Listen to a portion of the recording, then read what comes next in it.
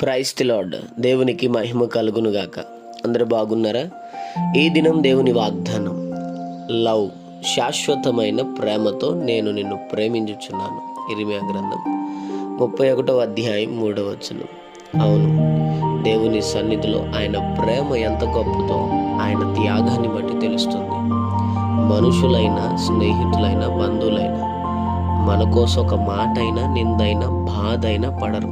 కానీ నా యేసయ్య తన ప్రాణాన్ని ఇయ్యుటకు కూడా వెనుతీయలేదు. అంత గొప్ప ప్రేమామూర్తిని కలిగి ఉన్న నీవు ఇతరులను కూడా శాశ్వతమైన ప్రేమతో నిత్యము వారిని ప్రేమించుదువుగాక.